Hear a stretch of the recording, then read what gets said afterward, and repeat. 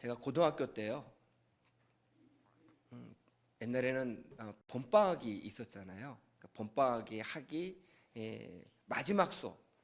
그 수업을 하면 이제 봄방학을 하고, 네, 이제 고등학교 2학년으로 올라가는 그런 마지막 수업을 했어요.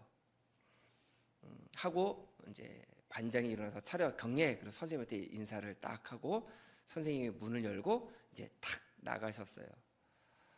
그랬더니 이제 아이들이 봄방학이니까 환호성을 질렀어요. 와, 봄방학이다. 이제 그렇게 환호성을 지르고 조금 있다가 어떤 학생이, 다른 반이 저희보다 조금 먼저 끝나서 어떤 아이가 지나가면서 노래를 불렀는데, 그 당시에 유행했던 노래가 뭐냐면 이선희의 아 옛날이여라고 하는 노래가 있어요. 그거를 불렀는데 음이 하나도 안 맞는 거예요. 그걸 얼마나 크게 불렀는지 복도를 얘가 뛰어가면서 막 불렀는데, 저희 반 아이들이 그 노래를 듣고 음이 하나도 안 맞는 노래를 듣고 막 웃었어요. 막 깔깔대고 웃었어요. 근데 갑자기 그 선생님이 나가다가 다시 저희 문을 확 열더니 어떤 놈이 웃었어? 그러시더라고요. 그때 갑자기 얼음장처럼 그냥 반 분위기가 확 식었죠. 웃은 놈 나오라는 거예요. 다 웃었거든요. 제가 맨 뒷자리 그 복도 쪽에 앉아 있었는데 갑자기 저를 보고 나오라는 거예요. 너 웃었지? 그래서 웃은 거 사실이거든요. 그래서 네, 웃었어요. 그랬더니 이유 없이 그때부터 때리시는 거예요. 그래서 제가 너무너무 심하게 맞았습니다. 막 따귀도 맞고요. 그때 너무 많이 맞아서 제가 일주일 동안 집 바깥을 못 나갔어요. 얼굴에 멍이 너무 많이 들어가지고. 너무 많이 맞다 보니까 처음에는 내가 웃어서 잘못했나 보다 싶다가 나중에 내가 왜 맞지 생각이 드는 거예요. 하도 많이 맞으니까 왜 맞지라는 생각이 들면서 마음에 분노가 일어나는데 걷잡을 수 없는 분노가 일어나더라고요. 그래서 제가 너무너무 화가 나가지고요, 선생님한테 왜 때리시냐고, 그때 왜 때리시냐고 했다고 또 맞더라고요. 그래가지고 제가 너무 그때 고등학교 1학년이면 제가 등치도 있고 혈기왕성할 때잖아요. 그래가지고 선생님이 너무 때리니까 선생님 손을 딱 붙잡고 선생님을 제가 이 칠판 쪽으로 밀어붙였어요. 왜 때리시는 거냐고, 내가 왜 맞아야 되냐고. 그랬더니 반항했다고, 이 녀석 봐라. 그러더니 그다음에 갑자기 이 교탁 근처에 있는 건 모든 물건을 다 드시는 거예요. 그러니까 저희 반장이 깜짝 놀라서 아니 선생님 이러시면 안 된다고. 우리 담임 선생님은 밖에서 종례를 하시려고 기다리고 있다가 분위기가 안 좋으니까 들어오셨어요. 근데 선생님으로 나가라고. 왜 그러냐고. 나가라고 해서 선생님이 나가고 이제 일단락이 됐습니다. 그 이제 반장도 자리에 앉으라고 그러고 저도 자리에 앉으라고 그러고 앉았어요. 종례가 다 끝난 다음에 반장하고 저를 담임 선생님이 불렀어요.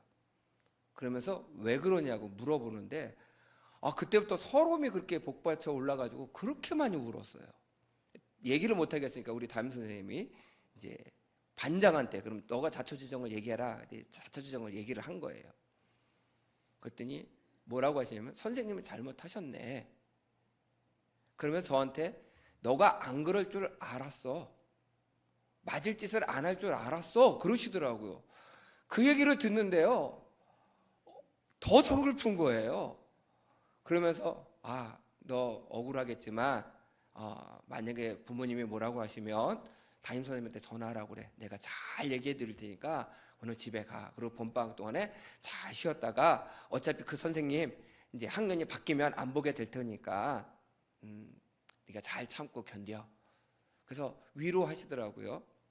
근데 제가 집으로 돌아오면서 다른 거는 괜찮은데 우리 담임 선생님이 너가 안 그럴 줄 알아서 그 말이 너무 와닿는 거예요.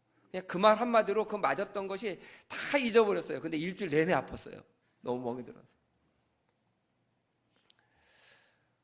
저는 그래도 맞고 일주일 지나니까 끝난 문제인데 오늘 성경에 나오는 요셉은요, 저보다 더한 억울함이 있더라고요. 어떤 억울함이 있었냐면 하나님을 잘 믿었어요. 그런데 아버지가 자기를 남들 형들보다 조금 더 사랑했다는 이유로 형의 질투로 노예로 팔려갔어요. 노예로 팔려갔는데 보디발이라고 하는 장군의 집에 노예로 팔려갔는데 그곳에서 그래도 열심히 일했더니 그 장군이 인정해줬어요. 아, 너는 참 열심히 일하는구나. 그래서 내가 너 우리 집안에 있는 모든 걸 다 너에게 맡기리라. 그래서 노예지만 총무 역할을 맡겼어요. 그러니까 이 요셉의 입장에서는 어떤 마음을 가졌느냐? 야, 이제 좀 살만하다.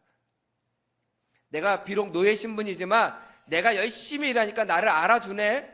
그래서 내가 여기서 열심히 일해야지. 이제 좀 먹고 살만하고 좀 편해졌네 라고 하는 그 순간에 어떤 일이 있었냐? 보디발의 아내가 유혹을 하는 거예요. 성적인 유혹을 하는 거예요. 그러나 요셉은 그 유혹에 넘어가지 않고 거절하고 그 자리를 박차고 나갑니다. 그것 때문에 그 보디발의 아내가 모함을 해요. 자기를 겁탈하려고 했었다. 그걸 남편에게 이야기하니까 그 남편이 오늘 성경 말씀에 우리 19절 말씀 우리 함께 봉독하겠습니다. 19절 말씀 시작.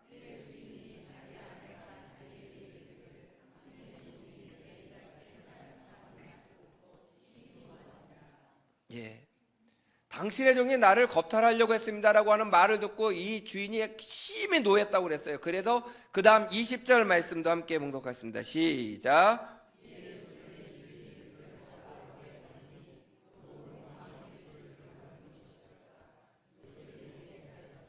아멘. 이 말씀을 보게 되면 아주 재미난 이야기입니다. 왜 그러냐면 요셉이 지금 왕의 감옥에 들어가게 돼요. 근데 이것은 하나님의 은혜예요. 아니, 총무 잘하고 있다가 감옥에 간 게 왜 하나님의 은혜냐면 이 당시에 애굽의 법에 의하면 겁탈하려고 했다가 현장에서 잡히거나 아니면 종이 그런 문제가 일어날 때는 주인이 반드시 죽이게 돼 있어요. 그러니까 요셉은 죽은 목숨이에요. 근데 왜 보디발이 그 요셉을 죽이지 않았는가? 평상시에 자기 부인의 행동이 문제가 있다라고 생각을 했거나 아니면 요셉이 그럴 사람이 아니라고 하는 사실을 분명히 믿었거나 아니면 둘 다 하거나. 근데 부인이 그렇게 이야기하니까 요셉을 그냥 둘 수는 없고 어떻게 해요? 죽일 수도 없고 그러니까 어떻게 해요? 왕의 감옥에 가뒀어요. 우리의 위기 상황, 우리가 정말 불합리하고 말도 안 되는 그런 억울한 상황이 우리의 삶 가운데 갇혀졌을지라도 그 순간에도 하나님이 우리와 함께 하시고 계시다라고 하는 것을 우리 성도님들이 믿으셔야 돼요. 제가 아까 제 고등학교 때 이야기를 하면서 누가 알아줬어요? 담임 선생님이. 너가 그러지 않을 줄 알았어. 너 맞을질 할 만한 애가 아니야. 억울하겠다라고 하는 그 말이 얼마나 크게 위로가 됐는지 몰라요. 오늘 성경에는 그런 말씀 안 나오지만 하나님께서 요셉에게 너 그럴 사람 아니야. 내가 너와 함께 할 거야 라고 하는 말씀을 끊임없이 하셨던 것 같아요. 그래서 요셉은 어떤 마음을 가지고 있었느냐? 하나님이 이 상황에서도 나와 함께 하셔. 내가 지금 이 상황에 내 목숨이 위태로워. 나 이제 죽을 것 같아. 근데 죽지 않고요. 왕의 감옥에 가둬주신 거예요. 아, 그 순간에 요셉이 뭘 느꼈냐? 아, 하나님이 내 목숨을 구해 주셨구나. 구해 주셨구나. 우리는 자꾸 환경을 보면서요. 불만과 불평을 가지려고 하는 마음들이 많아요. 여러분들 가정에서 여자분들 남편을 보시면 기쁘시죠? 왜 한 분도 대답이 없어요? 그럼 제가 남자분들께 여쭤볼게요. 남자분들 아내분 보시면 기쁘시죠? 네, 그거 보세요. 기쁘시대잖아요. 자녀들이 제일 싫어하는 말이 뭔지 아세요? 친구 아들, 친구 딸 얘기를 제일 싫어한대. 엄마 친구 아들은 말이야, 엄마 친구 딸은 말이야. 그 얘기는 뭐예요? 비교하는 거잖아요. 나에게 주어진 남편, 나에게 주어진 아내, 나에게 주어진 자녀가 이 세상에서 최고의 사람임을 인정하시길 바랍니다. 이렇게 아멘이 약해서 큰일 났네. 아멘 하셔야 돼요. 왜? 하나님이 그 상황 가운데서도 함께 하시는 거예요. 우리의 생각을 바꿔야 돼요. 우리가 스스로 생각을 바꾸려고 하지 말고 하나님이 나와 함께 하시고 하나님이 이 환경과 이 상황을 바꿔주실 것이야 되는 믿음을 가지고 있으면 우리가 상황과 환경을 이겨낼 수 있는 힘이 생기는 거예요. 제가 우리 성도님들께 새샘교회에 제가 처음 왔을 때 드린 말씀이 있어요. 제가 두 가지 말씀을 드렸습니다. 우리 새샘교회 성도님들이 저한테 그런 얘기 하시더라고요. 처음에 왔더니 아유 목사님 우리 새샘교회는요 큰 길 안쪽에 있고요 골목도 못 잡혀서요 찾기가 그렇게 힘들다고. 맞아요, 찾기 힘들더라고요. 그런데요 찾기 힘들 데를 굳이 찾아와서 들어오시는 성도님들은 갈 데가 있을까요? 더 이상? 저는 없다고 생각해요. 그래서 우리 교회는 보금자리 같은 교회예요. 마지막에 쉬려고 오는 자리. 이거 다시 해야 되겠다. 더 크게 하셔야 돼요. 보금자리 같은 교회가 될 줄 믿습니다. 예, 보금자리 같은 교회예요. 그런 성도들이 들어왔을 때 우리가 사랑으로 따스하게 감싸주고 이 교회는 위치가 중요한 것이 아니라 뭐예요? 여기 있는 사람들이 중요한 것이구나. 야, 골목에 있지만 참 좋은 교회네. 그렇게 소문이 나야 돼. 보금자리 같은 교회. 제가 또 하나 우리 성도님들께 드린 말씀이 있습니다. 보금자리 같은 교회고요. 또 하나는 뭐예요? 우리 교회 바깥에 빨간 벽돌 50년 정도 된 이 빨간 벽돌을 보시면 무슨 생각 나세요? 아유 옛날 오래된 교회네. 우리 벽돌 보면 좀 그렇잖아요. 색깔도 조금 밝지도 않고 좀 칙칙한 것 같고. 근데 우리 교회 안에 딱 들어오시면 어때요? 밝잖아요. 우리 옆에 있는 성도님들 얼굴 한번 쳐다보세요. 밝아요, 안 밝아요? 아이고 어쩔 수 없이 밝아요 하시는 거예요. 밝아요. 제가 앞에서 우리 성도님들 얼굴 보면요 얼마나 밝은지 몰라요. 우리 환경도 밝아요. 그래서 빨간 벽돌 보고다가 아이고 오래된 건물 그리고 딱 들어왔는데 우리 교회 딱 들어오는 순간 사람들이 목사님들이 또 제 손님들이 오셔서 딱 뭐라 하냐면 야 여기 안에는 완전히 딴판이네요. 그래서 제가 그렇게 이야기합니다. 우리 교회는요 반전이 있는 교회예요. 반전이. 그러니까 오시는 분들이 맞다고 그러더라고요. 맞다고 해서 저희는요 들어만 오면 못 나갑니다. 들어만 오면. 들어오기까지가 좀 힘들어서 그렇지 들어만 오면. 우리가 그런 마음을 가지고 환경을 탓하지 말고요 나에게 주어진 환경 가운데 하나님이 함께 하신다. 우리 새샘교회 찾기 어렵고 정말 주여 겉에 건물 보면 오래된 것 같고 막 허름한 것 같지만 하나님 그게 중요한 거 아닙니다. 들어만 오면 하나님이 함께 하시고 은혜가 넘치는 교회고 보금자리 같은 교회고 반전이 있는 교회임을 믿습니다. 이렇게 기도하고 나가면 하나님께서 환경의 불만 불평을 이야기하는 성도들이 아니고 그것을 이겨낼 수 있는 성도가 될 수 있다라고 하는 거예요. 요셉이 감옥에 갇혔어요. 하나님 내 인생이 왜 이럽니까? 나 종으로 간 것도 억울해 죽겠는데 이제 종의 신세에서 감옥에 가는 죄수의 신세까지 됐어요. 그렇게 불만불평하지 않았어요. 하나님이 나와 함께 하셨음을 믿었습니다. 우리 21절 말씀 우리 함께 봉독하겠습니다. 21절 말씀 시작.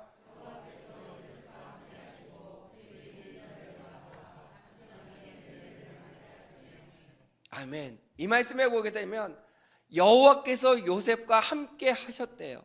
그걸 요셉이 어떻게 알았냐면 그 다음 말씀 그에게 인자를 더하사. 여기서 인자를 더하셨다라고 하는 말은 뭐냐면 하나님께서 친절을 베푸셨다라고 하는 거예요. 친절을 어떻게 친절을 베푸셨냐면 간사장에게 눈에 딱 들게 한 거예요. 눈에 딱 들게. 우리가 그런 거 있잖아요. 똑같은 여러 사람들이 쫙 있는데 그냥 왠지 내가 저 사람이 좋은 거 있잖아요. 왠지 저 사람이 눈에 끌리는 사람 있잖아요. 내 마음에 드는 사람 있잖아요. 그런 것이 바로 하나님께서 그 사람의 마음을 통해서 은혜를 주시는 거예요. 그런 은혜를 하나님이 함께 하실 때 주시는 거예요. 함께 하실 때.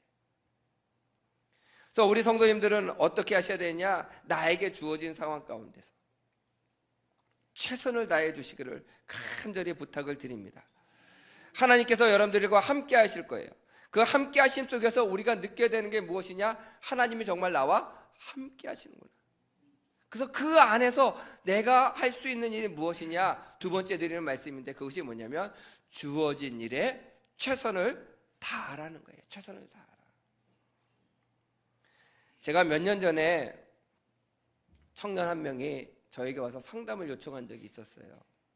그 상담 내용이 뭐냐면, 목사님, 저 억울해 죽겠어요. 직장생활 못 하겠어요. 왜 그러냐고.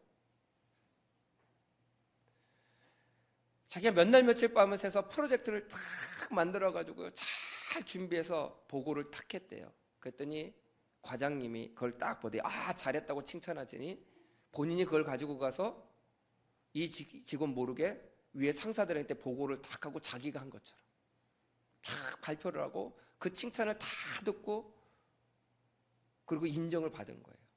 실질적으로 누가 했어요? 그 청년이 했는데 너무 억울하다는 거예요. 너무 괘씸하다는 거예요. 마음에 분노가 일어나는데 그 분노가 일어나고 미워하면 안 될 것 같은데 그 미워함이 목사님 가시지가 않아요. 어떻게 했으면 좋겠어요? 제가 그 청년에게 두 가지를 이야기했어요. 그게 잘 마음에 생각하기 어렵겠지만 제가 두 가지를 내가 이야기하겠다. 잘 들었으면 좋겠다. 첫째, 너가 애쓰고 수고한 거 하나님이 아셔. 하나님이 아셔. 그거를 너 마음 가운데 진짜 가슴에 딱 새기고 있어. 다른 사람들이 너를 알아주지 아니할지라도 하나님께서 너의 그 애쓰고 수고함을 알아주시면 언젠가는 그것이 다 드러날 거야. 조금만 참고 있네. 또 하나는 그 과장님이 그것을 가지고 자기가 한 것처럼 잘 포장하고 이야기해서 순간 인정을 받을 수 있지만 그 프로젝트가 진짜 진행될 때는 세세한 거를 너만큼 생각한 사람은 아무도 없어. 진짜 그 일이 진행되면 너의 도움이 없이는 그 일은 진행될 수가 없어. 그러면 위에 계신 상사들도 그걸 모를까? 다 알아.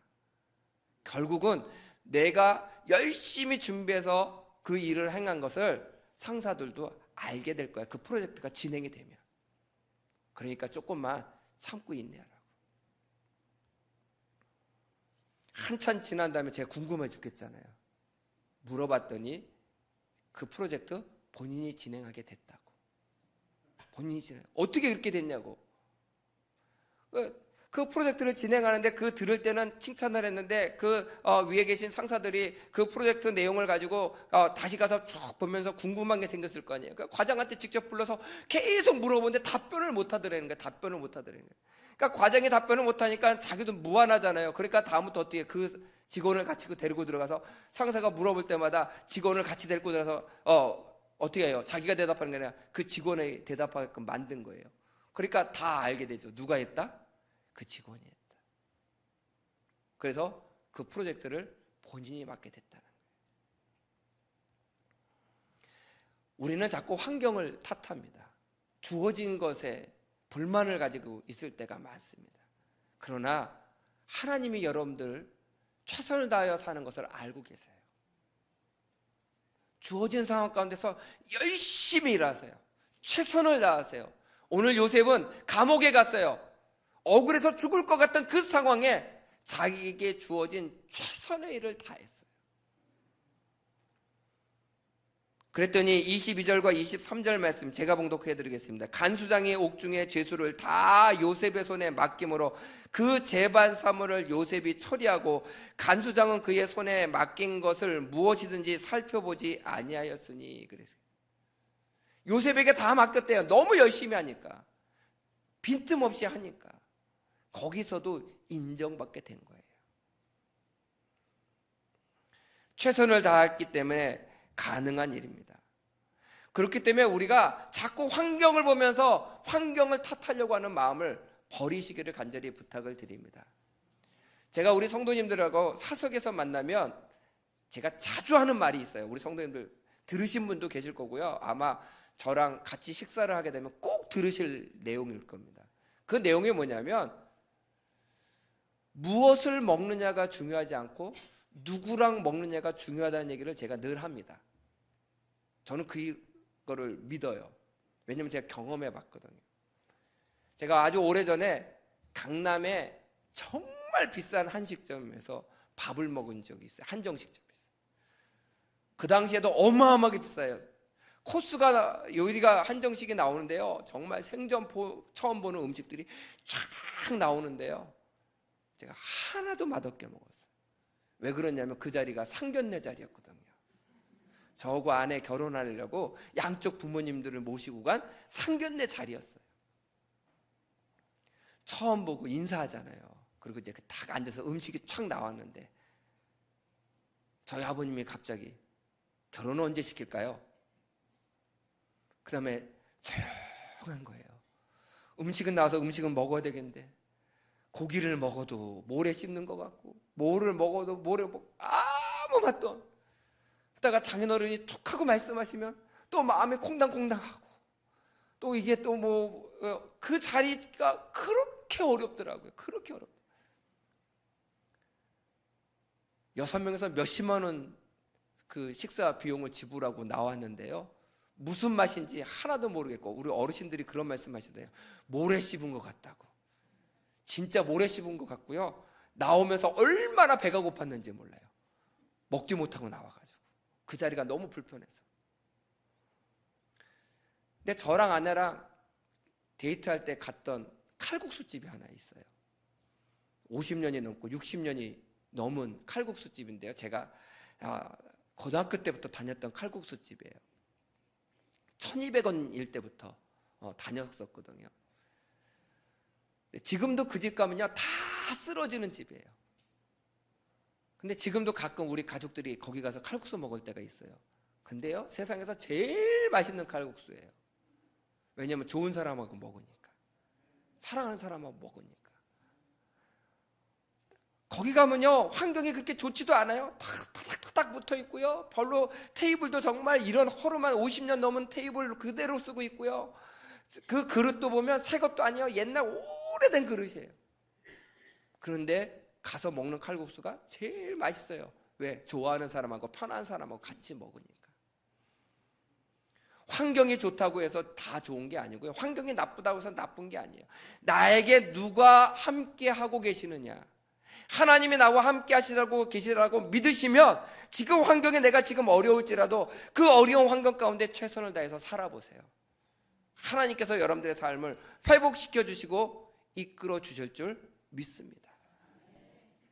그래서 주어진 일에 환경을 보고 일하시는 것이 아니라 그냥 주어진 일에 나에게 최선을 다할 때 하나님께서 놀라운 은혜를 베풀어 주실 줄 믿습니다. 마지막으로는 그 주어진 일에 최선을 다할 때 하나님께서 형통하게 해주시는 은혜와 축복을 누리시기를 부탁을 드려요. 저는 나비 효과라고 하는 이 단어를 좋아합니다. 이 단어는요 미국의 기상학자 로렌즈라고 하는 사람이 내세운 이론이에요. 남미에 나비 한 마리가 날갯짓을 하면 그 날갯짓 할 때 바람이 일어나잖아요. 그 바람이 일어나는 그 여파가 조금씩 영향력을 더하게 돼서 미국 뉴욕에 도착했을 때는 태풍을 일으킬 수 있다 라고 하는 이론이 나비 이론인 거예요. 그러니까 작은 변화 하나가 나중에 큰 결과를 가지고 올 수도 있다. 저는 이 나비 효과라고 하는 이 단어는요 저는 굉장히 신앙적인 단어 같아요. 손바닥만한 구름을 보고 이스라엘의 3년 반의 가뭄을 그치게 할 만한 큰 비가 내릴 것을 믿고 기도하기를 그쳤던 선지자가 있어요. 그게 바로 뭐예요? 나비 효과예요. 손바닥만한 구름을 보고 볼 수 있는 믿음. 오늘 요셉은요 자기에게 주어진 환경은 감옥이에요. 그 안에서 최선을 다했어요. 어떠한 일이 일어날지는 모르지만 하나님께 기도했을 거예요. 하나님께서 이 감옥 안에서 형통케 해주심을 감사합니다. 작은 일이 형통했어요. 간수장이 자기를 좋게 봅니다. 모든 일을 맡기기 시작합니다. 맡긴 일을요 체크하지 않습니다. 그러다가 그 감옥에 어떠한 일이 생겨요? 왕이 마음에 들지 않아서 두 사람을 감옥에 가둡니다. 빵을 만들었던 사람, 술을 만들었던 사람. 그 사람이 꿈을 꿉니다. 그 꿈을 해몽을 해줬어요. 그래서 한 사람은 죽게 되고 한 사람은 살게 돼요. 산 사람에게 부탁합니다. 만약에 왕한테 가면 나 좀 구해달라고, 해달라고, 나 억울하다고. 그런데 잊어버려요. 근데 어느 날 왕이 꿈을 꾸는 거예요. 그 꿈을 해몽할 사람이 아무도 없어요. 그러다가 그 관원이 생각난 거예요. 그래서 요셉을 소개합니다. 그래서 그 요셉이 왕의 꿈을 해몽해 줌으로 말미암아 어떻게 됐어요? 갑자기 죄인이었던 사람이 하루아침에 애굽의 총리가 된 거예요. 그 시작이 어떻게 해서 됐느냐? 감옥 안에서 최선을 다해서 하다 보니까, 꿈을 해석해 주다 보니까, 자그마한 일이 하나씩 쌓여서 하나님께서 형통하시는 자그마한 일들을 통해서 어떻게 해요? 큰 형통의 은혜를 우리들에게 주셨다는 거예요. 그래서 우리 성도님들 이렇게 생각하셔야 돼요. 간단하게 생각하세요. 오늘 하루를 살아갈 때 자그마한 일에 생각지도 않게 일이 잘 풀리잖아요. 그럼 감사하세요. 하나님 감사합니다. 이 자그마한 형통의 일이 큰 형통의 일로 바뀌게 될 줄 믿습니다. 그렇게 고백하며 감사해 보세요. 그러면 그 자그마한 감사들이 하나씩 쌓여서 나중에 내가 생각하지도 못했던, 내가 감히 상상할 수 없었던 큰 하나님의 형통의 복이 나에게 임하게 될 줄 믿습니다. 제가 어느 책을 보다가 아주 재미난 예화가 하나 있어서 소개를 해드리려고 해요. 어느 학생 하나가 학교에 끝나고 집으로 돌아가다 지갑 하나를 주는데 현금이 아주 가득 찬 거예요. 야, 횡재했다. 근데 그 순간에 하나님께서 그 학생 마음에 찔림을 주셨어요. 아이, 그래도 그러면 안 되지. 나 교회 다니는데. 딱 보니까 신분증이 있어요. 그 신분증 주소를 보고 찾아갔어요. 찾아갔더니 나이가 좀 지긋한 어르신 혼자 사시는 거예요. 문을 두드리고 누구냐고 그랬더니 제가 학생인데요, 길가 가다가 지갑을 주는데 어르신 것 같아요. 보니까 자기 지갑에 고맙다. 그래서 자기 지갑에 있던 그 현금들 중에 조금을 꺼내서 그 아이에게 줬어요. 야, 너가 다 가질 수도 있는데 이걸 다 가지고 나에게 찾아왔으니까 얼마나 고마운지 모른다. 그리고 용돈을 조금 줬어요. 이 아이가 신나서 그걸 가지고 갔습니다. 그 다음날 됐는데 이 아이 마음에 별것도 아닌 일을 했는데 나에게 이렇게 많은 용돈을 주셨네. 그 마음이 감사해서 그 어른 혼자 사시는 것 같으니까 간식이라도 뭐 하나 사다 드려야 되겠다. 자기에게 주신 돈 중에 극히 일부를 떼어서 간식거리 하나 사가지고 그 다음날 또 간 거예요. 어르신, 저에게 이렇게 좋은 걸 주셨는데 너무 감사해서 제가 이 간식거리 사갖고 왔어요. 드세요. 그러면서 서로 교제하는 사이가 됐어요. 자주 연락을 주고받습니다. 이 학생이 잘하고 해서 대학을 들어가는 상황이 되었는데 경제적으로 굉장히 어려운 상황이었어요. 그 사실을 이분이 알게 되고, 그러면 너가 열심히 공부한다고 약속만 하면 내가 장학금 다 대줄게. 4년 동안. 그래서 그 장학금을 다 대줬어요. 이 아이는 또 그것에 감사해서 열심히 공부했습니다. 그리고 나서 그 아이가 열심히 공부해서 의사가 됐어요. 근데 어느 날 응급실에서 근무를 하고 있는데 응급 환자가 들어온 거예요. 봤는데 그 어르신인 거예요. 그 어르신을 보는 순간 나를 위해서 정말 등록금을 장학금을 내주시고 그런 어르신, 내가 어떻게 해서든지 이분을 살려야 되겠다. 그리고 열심히 간호하고 치료해서 그분을 살려냅니다. 그래서 이 어르신이 너무 감사하다고 그래서 그 내용을 쓴 것이 책에 실린 거예요. 뭐로부터 시작했어요? 지갑 주순 거에서부터 시작했어요. 그것을 감사해서 그 아이에게 줬더니 그 아이는 또 감사해서 간식거리 사주고, 그러다가 서로 알게 하고 대학 등록금을 대주고 열심히 공부해서 의사가 돼서 또 어느 날 근무하는 가운데 그 병원에 응급환자로 들어와서 또 치료를 받게 하시고, 결국 그 지갑에서 꺼내서 용돈을 줬던 그분은 그것을 통해서 어떻게 자기 목숨을 구하게 된 거고, 그 지갑을 찾아준 그 학생은 어떻게 됐어요? 장학금을 받고 훌륭한 의사가 된 거예요. 자그만 일에 있어서 하나씩 풀리게 될 때 나중에 엄청나게 큰 하나님의 형통하심이 일어날 수 있다는 겁니다. 저는 우리 성도님들이 나에게 주어진 환경, 왜 우리 가정은 이렇지? 왜 내 남편, 내 아내, 우리 상사는 왜 이렇지? 왜 우리 자녀들은 이렇지? 하지 마시고 하나님이 우리 가정에 함께 하셔. 나와 함께 하셔. 지금 상황이 어려울지라도 나는 나에게 주어진 일에 최선을 다할 거야. 왜? 하나님이 함께 하시니까. 그러면 그 하나님께서 나에게 주어진 억울하고 답답할 수 있는 그 상황 가운데서도 자그만 일에 형통함을 주실 거야. 근데 그 형통함이 쌓이게 되면 결국 내가 상상할 수 없는 하나님의 은혜와 축복이 임하게 될 거야. 그게 바로 믿음의 사람이고 하나님이 나와 함께 하심을 믿는 성도들의 삶입니다. 우리 사랑하는 우리 새샘의 성도 여러분, 여러분들의 삶을 제가 다 알지는 못합니다. 그러나 불만과 불평이 있을 만한 상황이 있거든, 어려운 상황에 처해져 있거든, 하나님이 함께 하신다라고 하는 사실을 분명하게 믿으세요. 그리고 그 하나님 아버지 앞에 나에게 주어진 상황 속에서 최선을 다하시기를 간절히 부탁드립니다. 그러면 반드시 여러분들 삶 속에 형통의 은혜, 환경을 바꿔주시는 형통의 축복이 임하게 될 줄 믿습니다. 그런 은혜가 있으시기를 주님의 이름으로 간절히 축원드립니다.